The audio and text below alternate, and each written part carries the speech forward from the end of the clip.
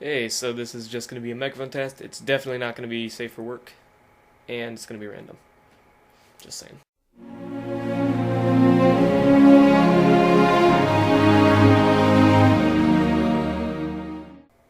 Heyo people, it's Red Jesus here, and I finally decided to go out and buy a mic that's not totally shit, like my headset one.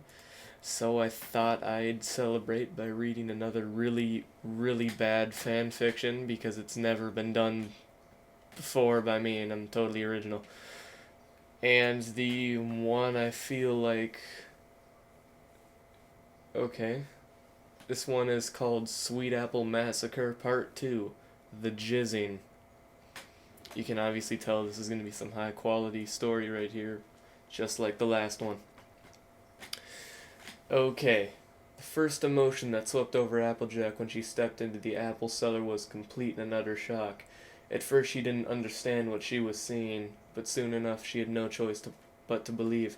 That was Apple Bloom, barely recognizable, but it was her, and that was Scootaloo and Sweetie Belle.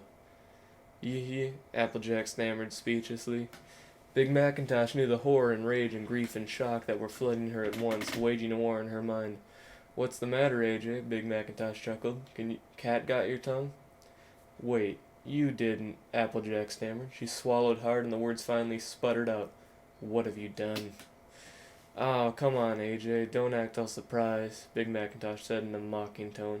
"You always knew I was funny in the head." Applejack stared for a while, her eyes wide and her mouth hanging open, but then she smiled. The real smile faded off Big Mac's face and was replaced with a confused expression.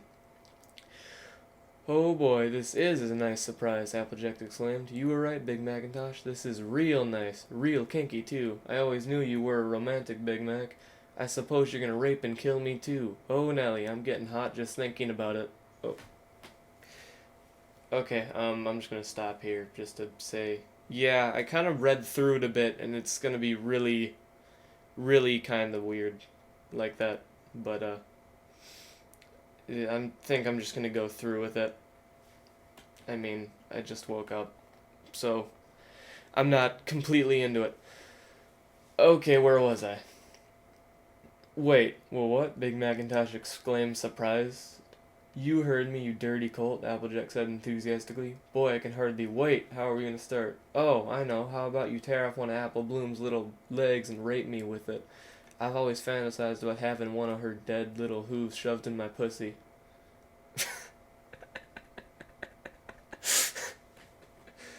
Oh. No, wait. How about you gouge my eye out and fuck me in the brain?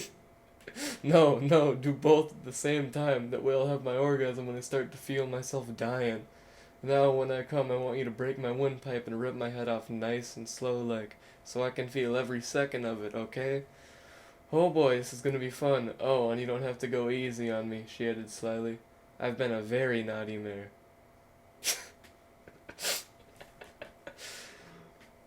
Ugh, this is great. Big Macintosh gaped at her in shock. He always thought he was the crazy one, but apparently it runs in the family. Just kidding, none of that happened. Actually, Applejack shoved his hoop in her mouth, muffling it. Then he began to fuck her with his long, pointy nose. Wait. Okay, I lied. Okay. She tried running away, I guess, and then he raped her with his nose. Because that makes sense.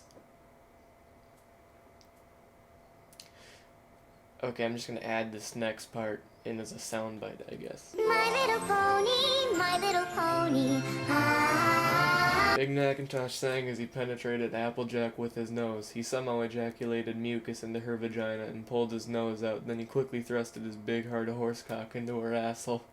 She let out a cry of extreme pain as she felt her anus rip open.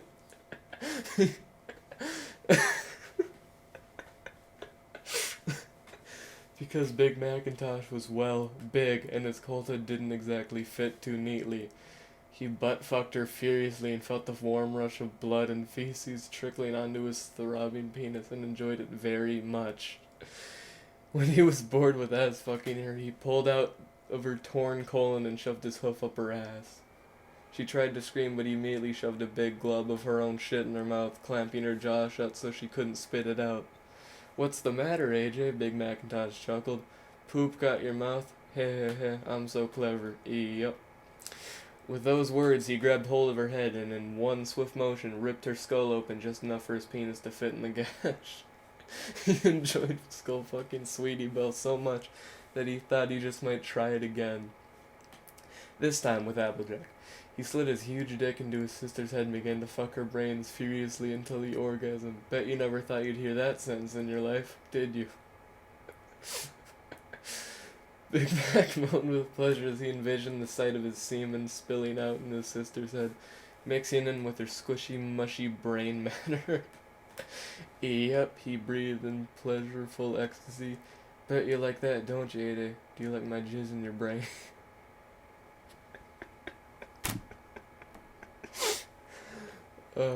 Applejack responded stupidly. Yep, Big Mac began, but then he stopped. He pulled his penis out of his sister's skull. Bet you never thought you'd hear that, either. And walked around to examine her. He thought to himself, wait. Okay. Her eyes were glazed and staring blankly into space, and her mouth was hanging open, but she was drooling, and she was definitely alive. How could anyone survive that? Big Mac thought to himself. It was quite amazing, actually. Oh well, he thought, no point in pondering the mysteries of life. He better hurry up and finish her off nice and easy. He stepped forward, then froze. Of course he knew that there would be questions asked when Applejack and those 3 stupid fillies were proclaimed missing. There would be search parties and many police showing up at his door, asking him idiotic questions. Big Mac was prepared for these consequences. He'd always been good at understanding and accepting consequences for his action. He'd done something not accepted by society, and therefore, if he was caught, he'd be punished. No sense in trying to fight it. Big Macintosh was a pretty peaceful guy, but still all he wanted was a quiet, peaceful life. How long until the police whizzed up in the set? Okay, I fucked that word up. How long until the police wised up and... where was that? Shit. Okay, let's try it again. How long until the police wised up and decided to check in that apple cellar, being sent to a chaotic, noisy prison, having the press follow him around so he could be on the cover of every newspaper in Equestria, as that freak who murdered and raped his sisters and 2 other fillies. That was not Big Mac's idea of a quiet, peaceful life. He supposed he'd have to dispose of the bodies and make up a story to trick everyone. No problem there. Big Macintosh was good at making up stories. He was pretty clever. He was a pretty clever stallion, as he told Sweetie Belle while forcing her to shove her horn up her friend's ass. Still, Applejack would be the best part of this cover. He could tell everyone that the Cutie Mark Crusaders had wandered into the Everfree Forest and tragically lost their lives, and Applejack had tragically lost her mind trying to save them. Murderers were not known to half kill their victims and leave them alive, so he could really fool everyone. He didn't even have to hide the bodies. He could just dump them in the Everfree Forest and everyone would believe a monster had done it. There were horses, so they didn't have fingerprints, and anyway, they knew nothing about forensics. I don't think applying logic to this is really a acceptable way of dragging on like this, but I mean, I suppose if the writer must. But I digress. Big Macintosh came into a silent agreement into his head and grabbed a couple of the bodies. He ordered the brain-dead Applejack to do the same, and, to his delight, she obeyed much like a Haitian zombie slave. That might be kind of racist. Big Macintosh smiled to himself. He had a feeling things were going to be a lot better on Sweet Apple Acres from now on. Okay, scene break, and then... Applejack, please, I really need those apples by the end of the day, Twilight Sparkle said urgently, growing impatient. I know you can't understand me, but, this is useless. She was standing on Sweet Apple Acres before Applejack, who had a bandaged head and a stitched-up asshole. Some of these are too descriptive. Big Macintosh had done a good job of nursing her back to health after he had saved her life, but unfortunately her mind was beyond anyone's help. She was currently trying to fit a rock into Twilight Sparkle's nose. Twilight Sparkle backed away and Applejack dropped the rock and stared at her, confused. Let me help you, Miss Twilight, Big Macintosh said. Hey, Applejack, you see that tree? Get your dumb ass over there and get apple bucking for the nice man.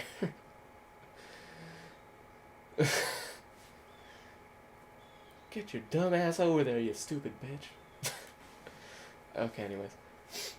Applejack obeyed, singing like to et ambos and banoots to herself as she went. Okay. Thanks, Macintosh, Twilight sighed. I'm really sorry about what you've been through. Things must be really tough around here now. It's really amazing, though. I've never known any pony to survive getting butt raped by an Ursa Major and then having their head torn open.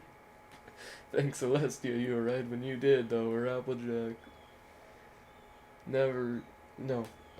Or Applejack probably wouldn't be with us today, if you can even say she's really with us anymore.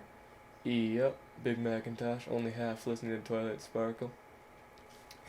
Most of his attention was on Applejack, who now began to peck an apple furiously with her nose. It's really too bad you couldn't save Apple Bloom, Scootaloo, and Sweetie Belle, though, Twilight went on. She felt a tear form in the corner of her eye and wiped it away. She had to be strong for the children.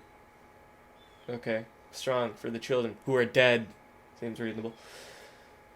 You're not the only one who lost family in this, you know. We're all in the same boat here. Rarity hasn't been dealing well with Sweetie Belle's death. Actually, she hasn't been dealing with it at all. She killed herself last week.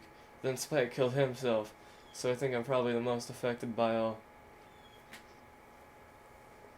It's so sad. They used the wrong form of affected. I mean, seriously.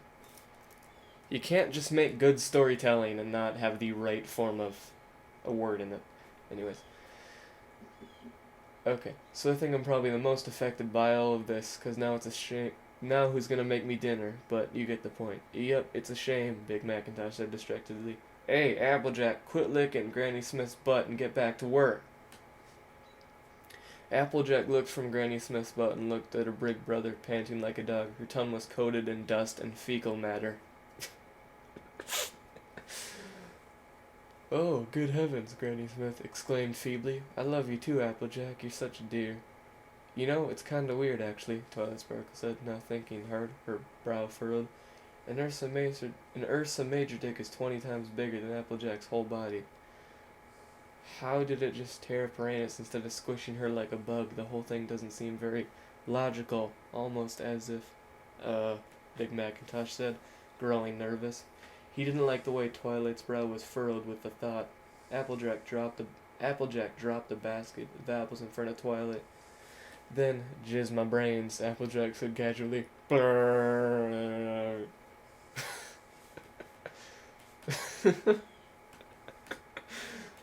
what did you say? Twilight said impatiently, interrupted from her thinking. Jizz your brains? I don't know how to do that. Mac, jizz my brains, Applejack said brightly, then began to giggle uncontrollably.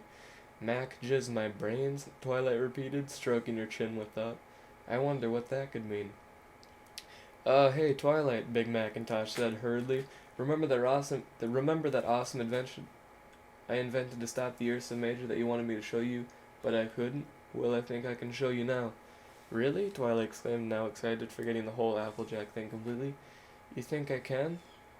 Wait. Okay. This is just badly phrased.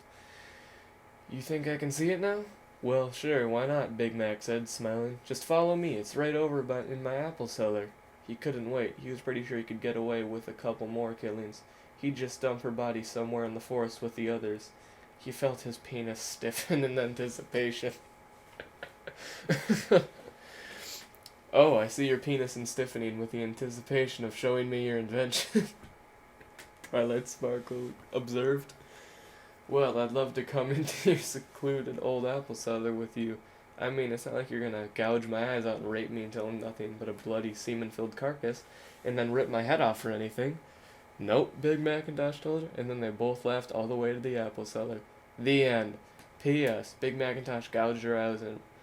P.S. Big Macintosh gouged her eyes out and raped her until she was nothing but a bloody semen-filled carcass, then ripped her head off. The end. P.P.S. Spike came back to life, but then he killed himself again because Twilight Sparkle was dead. The end. PPPS. Big Macintosh was eventually caught and charged with the murders of the before-mentioned victims, as well as Pinkamena Deanne Pie, Fluttershy, Rainbow Dash, Cheerily, Derpy Hooves, and Princess Luna. Macintosh pleaded innocent in court and blamed the murders on his doll, Smarty Pants. Smarty Pants the doll is currently facing a life sentence in Canada. Okay.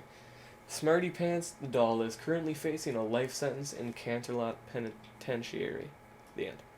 PPPPS. Never mind. Okay, that was wonderful. I have definitely woken up from that now. And I think I'm just gonna go... I don't know. I don't know where I was going with that at all, actually. So yeah, hopefully my new mic doesn't sound like shit. I guess this is 15 and a half minutes long. So I'm gonna now, bye. Fuck.